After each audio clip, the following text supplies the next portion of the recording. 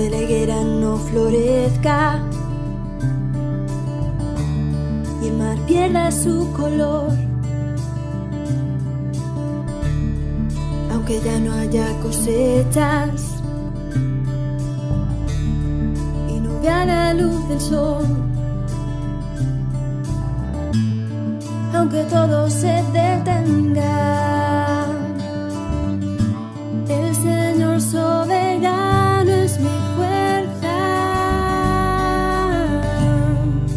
Con todo yo me alegraré, con todo me regocijaré, con todo yo te cantaré.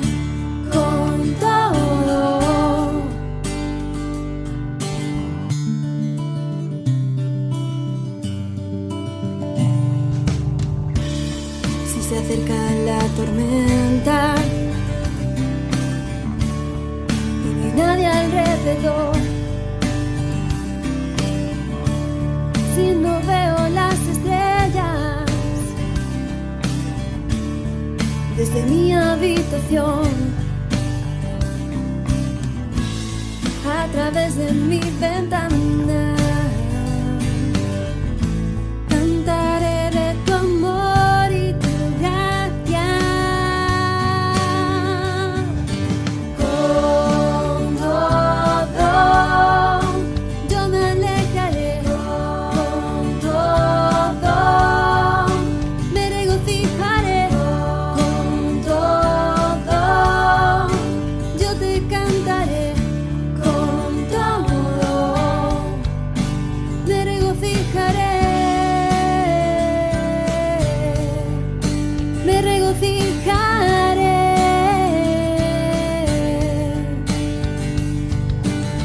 Eres el Dios de mi salvación, me das tu gozo y tu perdón, aunque en la tierra reine el temor, yo sé que tú tienes el control.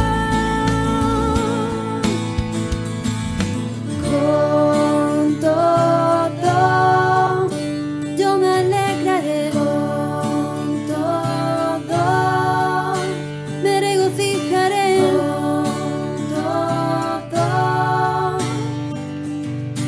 con todo. Muy bien, pues nada, qué bendición poder cantar juntos, ¿verdad? La verdad que trae aliento al corazón el alabar al Señor, adorar al Señor, ¿verdad? Y bueno, ahora toca compartir la palabra y la verdad que, bueno, hoy quiero meditar con vosotros en algo. Y antes de entrar a leer el texto del que vamos a meditar en el día de hoy, quería preguntaros si habéis escuchado alguna vez la expresión corto de vista. ¿La habéis escuchado alguna vez? Sí. Sí, ¿verdad? Bueno, realmente a mí me toca de esa expresión, es una expresión que la escucho, bueno, no puedo decir casi a diario, pero por la profesión, estando allí en la óptica, muchas veces pues los clientes vienen y dicen, mira que no estoy bien con mi vista, estoy corto de vista, ¿no? Y realmente la persona corta de vista, generalmente, es la persona que tiene miopía. Porque los miopes, generalmente el sistema visual del miope está diseñado más bien para ver de cerca que para ver de lejos. Un miope generalmente puede ver bastante bien de cerca, distancias cortas, pero a lo lejos generalmente es donde tienen dificultades, ven borroso. Me hace mucha gracia porque a veces vienen los clientes y me dicen, mira, mi abuela de 80 años es increíble, ve sin gafas, lo ve todo sin gafas. Y yo necesito usar las gafas para leer. Me dice, yo necesito usar las gafas para leer, en cambio, mi abuela de 80 años ve sin gafas. Y yo le digo, yo les explico, mire, su abuela de 80 años tiene una miopía bastante alta. Porque claro, ven muy bien de cerca, pero más allá de 1 metro o 2 metros no son capaces de ver, ¿vale? Entonces, bueno, la expresión corto de vista es una expresión que todos estamos familiarizados con ella, ¿verdad? Hay un artículo aquí que he sacado de una revista de optometría y oftalmológica que habla, que habla precisamente de la visión, la vista, ¿vale? La visión es el sentido más desarrollado. El 80% de la información que nuestro cerebro recibe es visual. Los ojos son un balcón al mundo. A través de ellos recibimos los estímulos que más tarde nuestro cerebro procesa. No solo aquellos que captamos a través de nuestro sistema visual, también los que percibimos a través de otros sentidos. Emociones y sensaciones que asociamos al sentido de la vista. Según un nuevo estudio del Instituto Max Planck de Psicolingüística,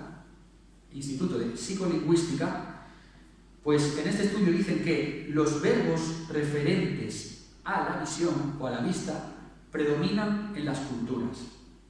Asifa Majid, investigadora del instituto y coautora del estudio, define 3 causas principales que explican por qué la vista es el sentido más importante. Y dice, casi el 50% del cerebro se dedica al procesamiento visual. Vemos constantemente durante el día. Aunque parpadeemos, nuestra mente rellena el hueco, de manera que experimentamos una imagen constante y coordinamos el conjunto de experiencias a través de la visión. Por lo tanto, vemos la importancia, ¿verdad?, de la visión, del sentido de la vista, el sentido de la visión, ¿verdad?, y tener una vista sana. Y en este mismo artículo luego se preguntan, ¿qué podemos hacer entonces para cuidar nuestra vista? Entonces, aquí dice, ¿no? Estudios recientes demuestran que el 80% de los casos de ceguera que existen en la actualidad se podrían haber prevenido o tratado para evitar la pérdida total de la visión. Fijaos, el 80% de los casos. Por esta razón, realizar una revisión optométrica y oftalmológica al año ayudará a prevenir posibles complicaciones en un futuro. Y aquí nos da una serie de consejos. Para mantener una buena salud, llevar una alimentación equilibrada para mantener una buena visión, llevar una alimentación equilibrada es indispensable. Una dieta sana y rica en nutrientes que favorezcan a la visión. Los productos con alto contenido en vitaminas A y C nos ayudarán a tener una buena salud ocular. Adquirir hábitos como utilizar gafas de sol todo el año, hidratar bien los ojos o pasar más tiempo al aire libre contribuirán a mantener en buen estado el buen estado de nuestro sistema visual. Por tanto, es importante también no abusar de los dispositivos electrónicos, realizando descansos de forma periódica y procurando una iluminación correcta. Bueno, os acabo de dar una clase de recomendaciones. Bueno, hoy no estamos en la óptica, ¿vale? Hoy estamos en la reunión. Pero este artículo tiene relación con respecto a lo que hoy vamos a hablar. Porque ya que la visión tiene una función tan importante para nuestra relación con nuestro entorno, es esencial, por tanto, que mantengamos un buen cuidado de ella. Hoy vamos a hablar de la visión, pero no de la que obtenemos a través de nuestros ojos, sino que vamos a hablar de la visión espiritual.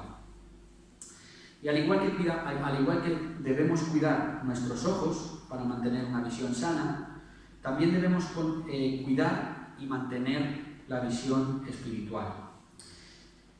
El texto del que vamos a hablar hoy nos habla precisamente de esto. Así que os invito a que abráis la Biblia en la segunda carta de Pedro, segunda de Pedro, capítulo 1.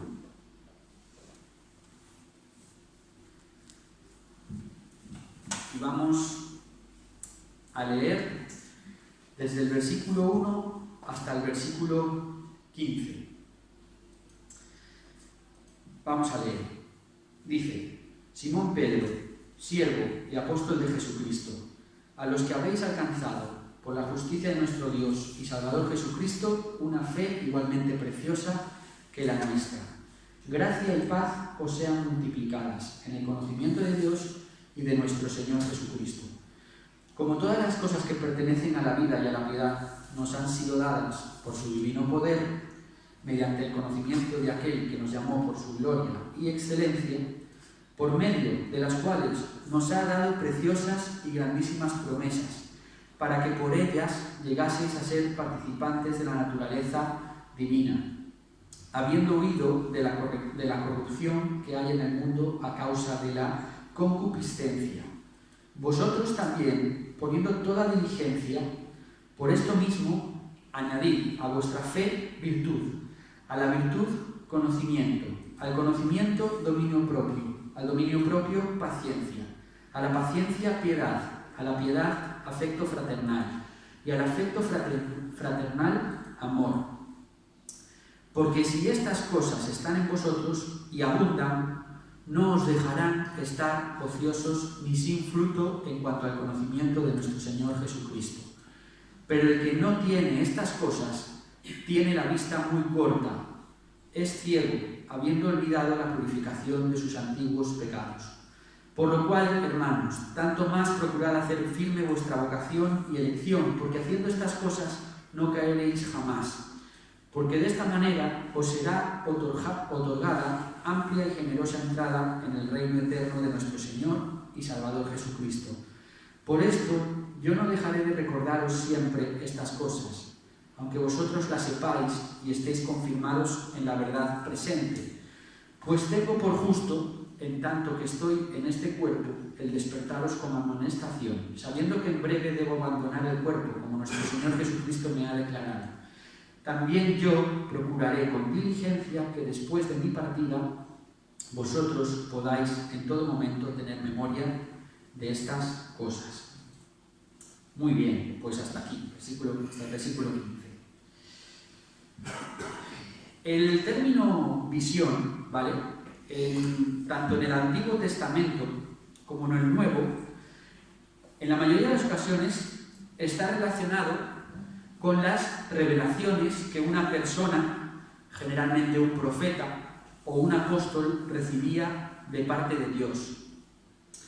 Es decir, una visión era una forma sobrenatural por medio de la cual Dios comunicaba su voluntad a sus siervos. Una visión podría ocurrir mientras la persona que la recibía estaba despierta, o durante el día, o también incluso durante la noche. O podía tomar la forma de un sueño.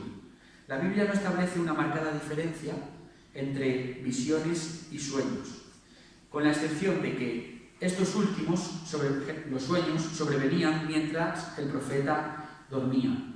Durante la visión, la persona que la recibía perdía la conciencia de lo que le rodeaba, y el Espíritu de Dios controlaba a tal grado las zonas sensoriales de su cerebro que literalmente veía, oía y sentía lo que se presentaba en la visión. Esta visión podía contener instrucciones para el pueblo de Dios o revelar hechos concernientes al futuro para capacitarlos para vivir más inteligentemente las horas del presente. Durante la visión, el profeta a veces incluso se sentía trasladado o transportado a distancias considerables.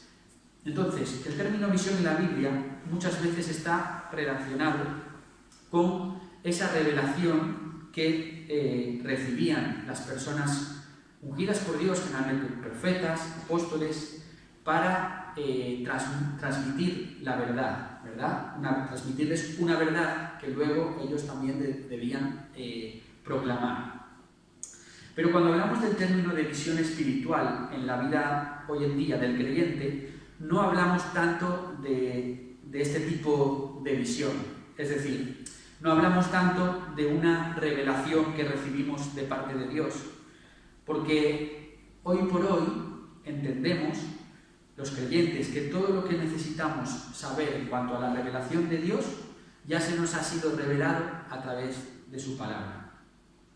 Por tanto, la visión espiritual del creyente hace referencia a tomar conciencia, tener disposición y buscar los recursos necesarios para llevar a cabo la obra que Dios quiere que realicemos.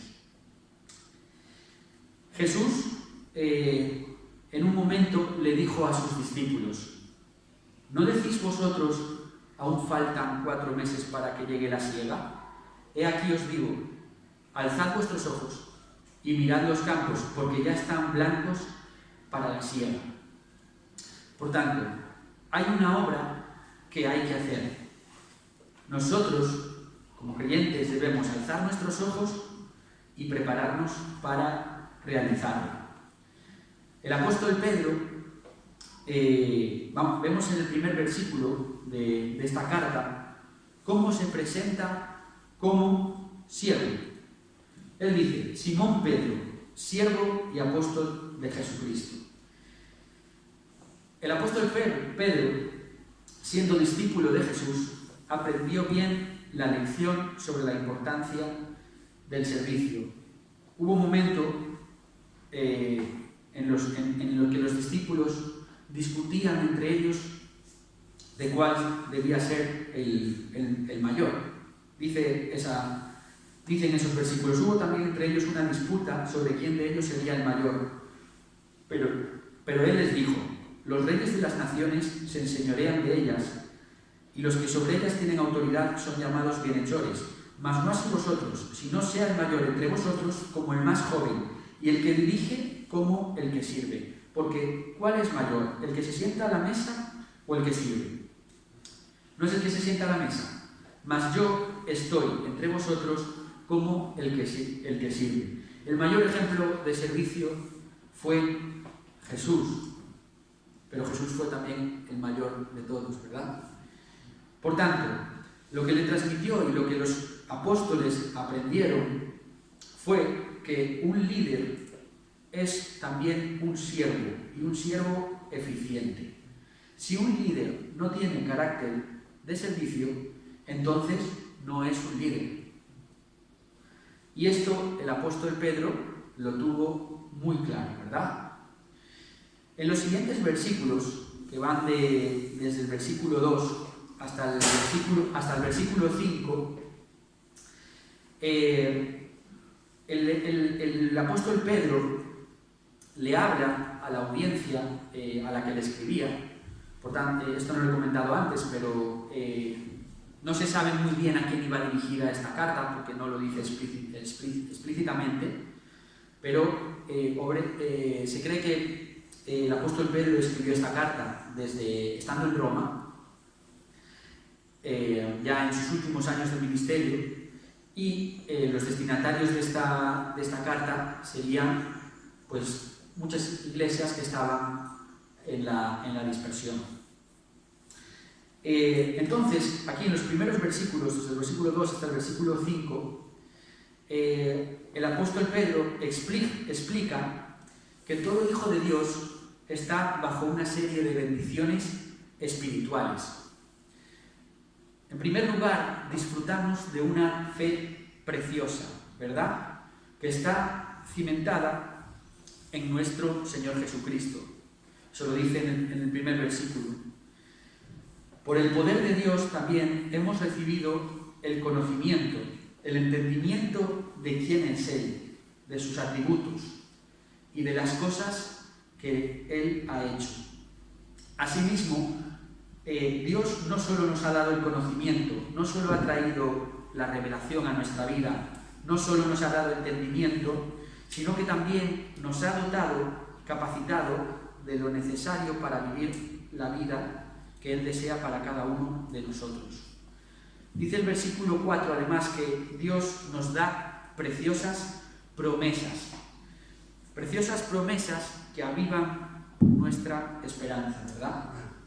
Que nos permiten combatir las tentaciones y no dar lugar a los malos deseos que nacen del corazón. Dice el versículo 4 la palabra concupiscencia.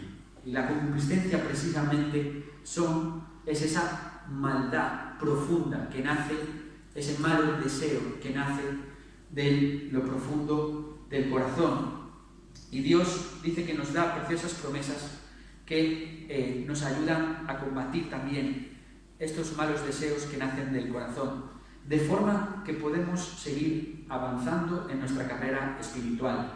Y así llegará el día cuando terminemos nuestra carrera y en la que Dios también nos dará parte de su propia naturaleza, como dice el versículo 4. Pero lo cierto es que a pesar de gozar de este nuevo estatus que Dios nos da como hijos de Dios, los creyentes tenemos el deber de ser diligentes.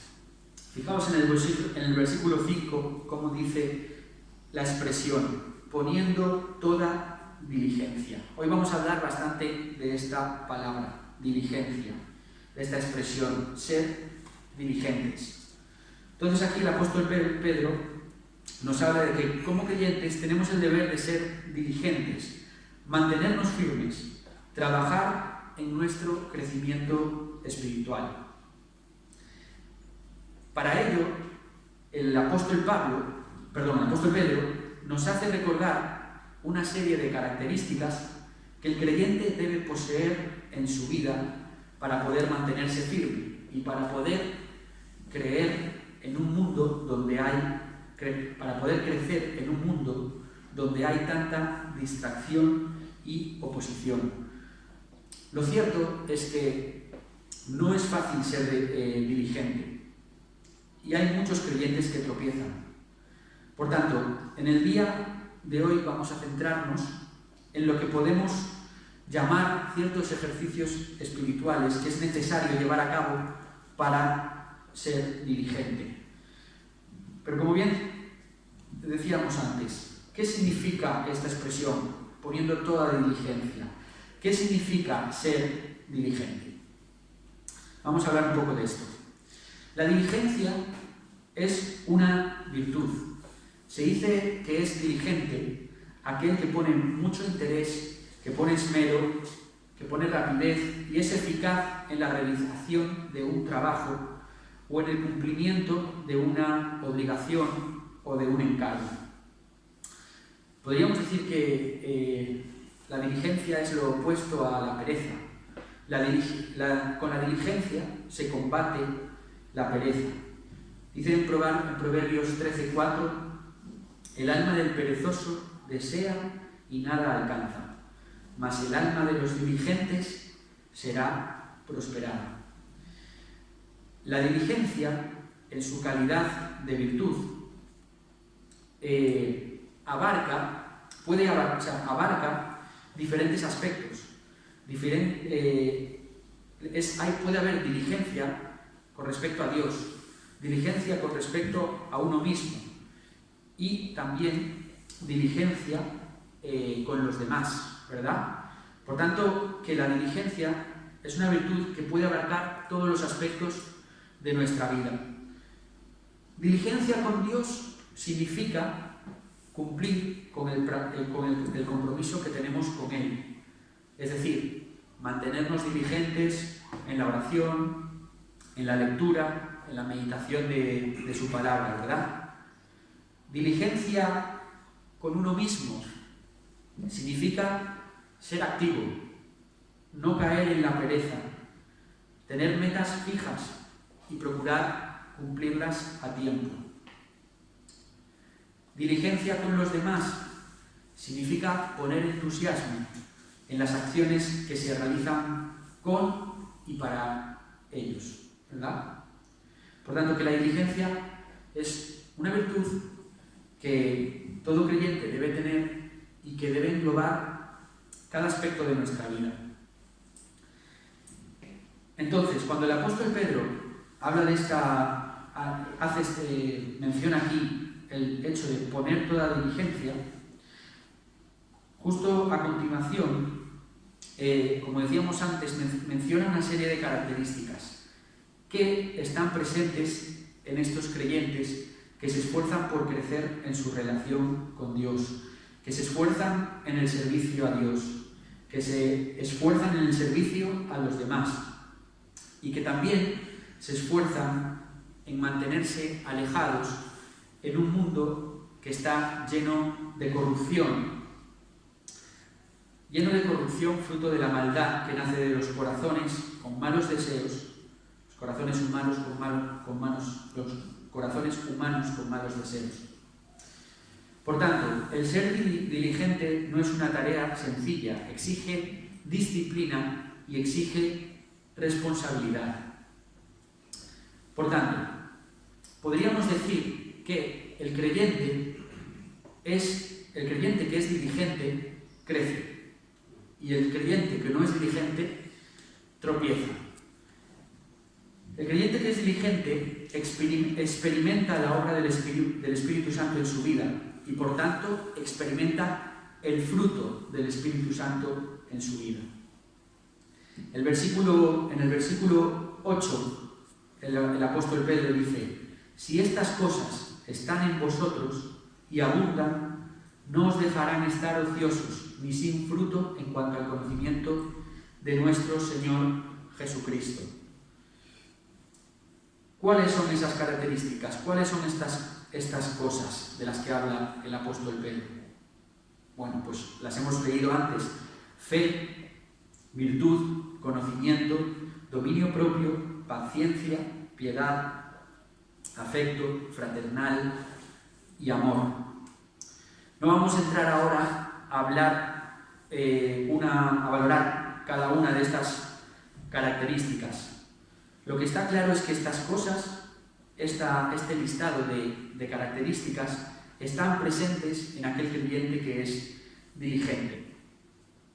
Por tanto, el creyente diligente, tenemos que tener la idea de que es un siervo eficaz, que ejecuta la obra que le ha proyectado su maestro. Un creyente diligente es aquel que comprende su propósito como hijo de Dios y se esfuerza en servir a Dios de una manera eficaz.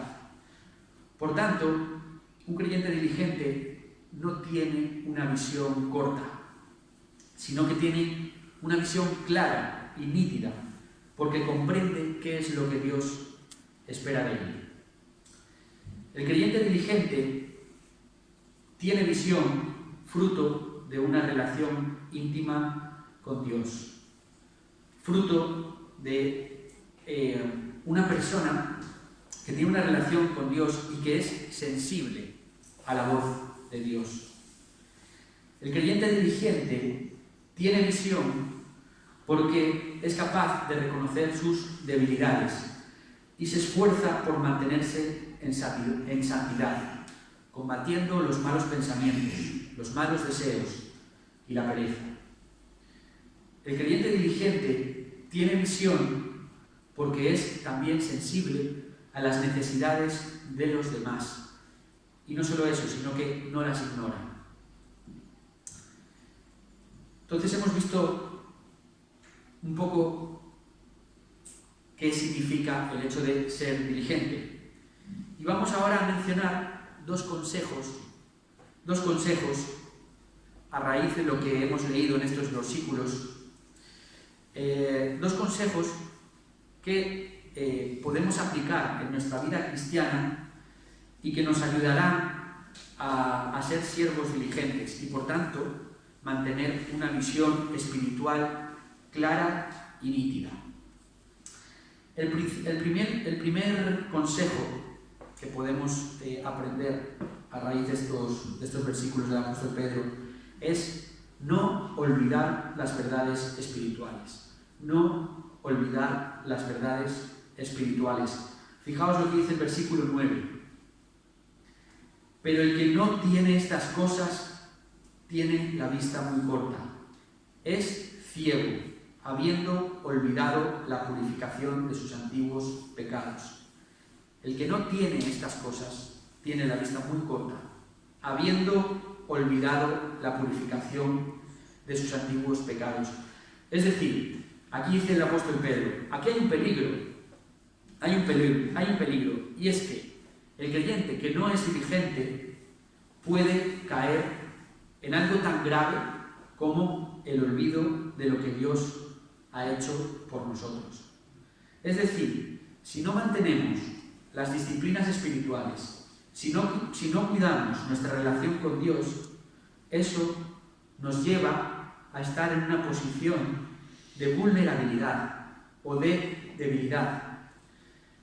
nos lleva a estar en una posición con poca capacidad para luchar contra los malos deseos.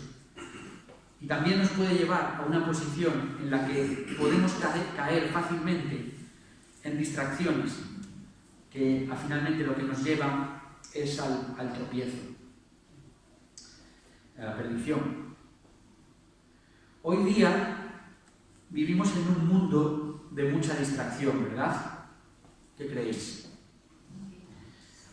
Empezando por las redes sociales, por ejemplo, siguiendo con los medios de comunicación, internet, televisión, plataformas de entretenimiento, Netflix, Disney Plus.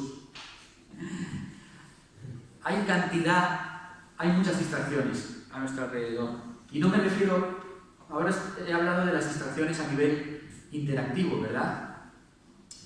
Pero hoy en día hay, no sé, la gente, a todos nos gusta el ocio, ¿verdad? A todos nos gusta el ocio y a todos nos gusta pasar tiempo en el que disfrutemos, en el que podamos disfrutar. Y no es malo, ¿verdad? No podemos considerar que dedicar tiempo al entretenimiento sea malo. No podemos decir eso. Pero lo que sí que tenemos que tener es cuidado. Tenemos que ser equilibrados en el tiempo que le dedicamos al entretenimiento. ¿Por qué? Porque dedicar excesivo tiempo al entretenimiento trae distracción. Y cuando te distraes, si te vas poco a poco, uno no se da cuenta, pero te vas dejando ir y puedes caer en el olvido del propósito que realmente tienes como creyente en tu vida, ¿verdad? Y no solo quiero hablar del hecho de la propia distracción que puede traer el entretenimiento, sino que muchas veces estas fuentes de entretenimiento pueden ser pecaminosas, pueden incitar malos deseos, pueden fomentar el introducirnos cosas en nuestra mente que nos pueden llevar a generar malos deseos y que directamente nos llevan a pecar. Por tanto, el entretenimiento, cuando es excesivo, no solo es distracción, sino que puede ser un vehículo que nos lleve a cometer pecados, ¿verdad? Por tanto, debemos tener cuidado con las cosas que vemos y también las cosas a las que nos exponemos. Porque hay cosas que como creyentes pueden hacer daño o pueden entristecer al Espíritu. Y nosotros, como templo del Espíritu Santo, como templo que somos del Espíritu Santo, debemos cuidar la presencia del Espíritu Santo en nuestra vida. La llama del Espíritu Santo dentro de nosotros puede estar ardiendo o puede estar apagada. Y tenemos que procurar que esa llama esté fuertemente ardiendo, ¿verdad? Yo creo que todos podemos vernos identificados en esto. Yo hace poco, generalmente nosotros no es que, por ejemplo, comentando un caso personal de mi vida, yo y Rebe no vemos demasiada televisión, por ejemplo, no solemos estar, más que nada porque no tenemos mucho tiempo, ¿no? Pero generalmente nuestro momento a veces en el que ponemos una serie o algo es generalmente a veces última hora del día, y no siempre es así, pero generalmente es la última hora del día cuando ya estamos cansados y de hecho generalmente pues ponemos un ratito una serie o algo y hubo un día que cuando entras en una de estas plataformas te sale un anuncio de una nueva película y dije, vamos a ver esta película y la vimos, y lo cierto es que no la vimos entera, pero la película transmitía cosas que no eran nada aprovechables para nuestro día a día. Y a mí me dañó esa película. Y al día siguiente tuve un mal día y un momento que tuve que llegar junto a Rebe y le dije: Rebe, me siento mal, la película que vimos ayer me hizo mal. Y estuve toda la mañana con el pensamiento como nublado, ¿no? A raíz de que de exponernos a algo que me dañó interiormente.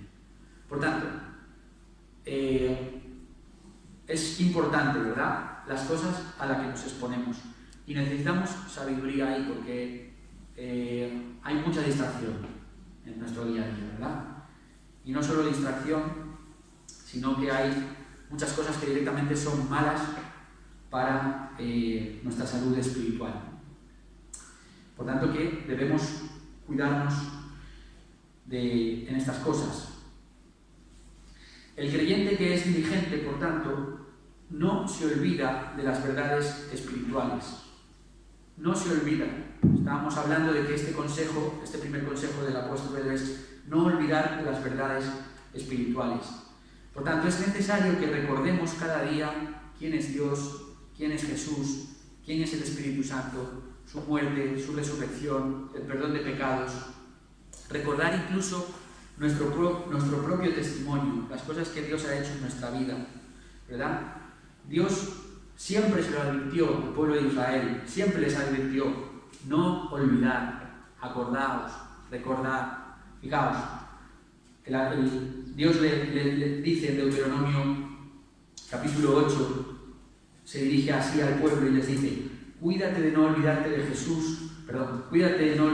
Jehová, tu Dios, para cumplir sus mandamientos, sus decretos y sus estatutos que yo te ordeno hoy. No suceda que comas y te sacies y edifiques buenas casas en que habites, y tus vacas y tus ovejas se aumenten, y la plata y el oro se te multipliquen, y todo lo que tuvieres se aumente, y se enorgullezca tu corazón, y te olvides de Jehová tu Dios, que te sacó de la tierra de Egipto, de casa de servidumbre. Fijaos aquí, ¿verdad? Cuídate de no olvidarte de Jehová. En Isaías 46:9 leemos: acordaos de las cosas pasadas desde los tiempos antiguos, porque yo soy Dios y no hay otro Dios, y nada hay semejante a mí. Por tanto, tomamos este consejo: no olvidar y recordar. El otro consejo que podemos sacar de estos versículos es el siguiente: repetir las verdades espirituales. Repetir las verdades espirituales. Y el significado de repetir, podemos pensar que puede ser parecido al de recordar, pero no es exactamente el mismo. Lo cierto es que una de las formas principales mediante las cuales los seres humanos aprendemos desde nuestra niñez es la repetición. Y yo esto es algo que como padre, en estos primeros años de vida de mis hijos, pues he experimentado muchas veces, ¿verdad? Generalmente queremos como padres transmitir a nuestros hijos un modelo de conducta, ¿verdad? Y para conseguir esto intentamos explicar a nuestros hijos, pues os voy a poner un ejemplo. La necesidad, por ejemplo, de tener una buena higiene dental, ¿vale? La necesidad de que se laven los dientes todos los días. Bueno, quizá a día de hoy puedo decir que mis hijos no se van a la cama, por lo general, sin lavarse los dientes. Y también digo que esto no es mérito mío, es mérito 100% de mi mujer. Y eso es así, porque realmente Rebe, desde que los niños eran pequeños, siempre les inculcó a los niños la importancia de lavarse los dientes antes de ir a dormir. Yo aprendo mucho de la disciplina de mi mujer en ese sentido y en muchos otros. Pero sí que es cierto que los niños lo han aprendido a base de repetición. repetición, repetición. Y muchas veces obviamente dicen, no me apetece, no quiero y tal. Pero al final hay días que ellos, si se van a la cama sin cepillarse los dientes, los que nos lo dicen son ellos, no somos nosotros. A veces nosotros nos olvidamos y son ellos los que dicen, ¡oh, no me cepillé los dientes! Tengo miedo que los bichitos me coman los dientes por la noche. Bueno, el tema es que esto es un ejemplo, ¿verdad? Pero lo cierto es que desde la niñez es cierto que muchas veces que un proceso de aprendizaje es a través de la repetición. Y es cierto que la Biblia nos dice que este es un buen hábito. Es un buen hábito. Fijaos en Deuteronomio capítulo 6. Oye Israel, Jehová nuestro Dios, Jehová uno es, y amarás a Jehová tu Dios de todo tu corazón y de toda tu alma y con todas tus fuerzas. Y estas palabras que yo te mando hoy estarán sobre tu corazón y las repetirás a tus hijos y hablarás de ellas estando en tu casa y andando por el camino y al acostarte y cuando te levantes. O sea, repetición, repetición, repetición. De la misma forma es necesario que los cristianos recibamos una enseñanza por parte de las personas que enseñan en la que se nos repitan una y otra vez las verdades espirituales. La doctrina en la que se fundamenta nuestra fe. Y esto es lo que pretendía transmitir el apóstol Pedro aquí en el versículo 12. Porque aquí, bueno, la palabra que se usa es recordar. Pero fijaos lo que dice.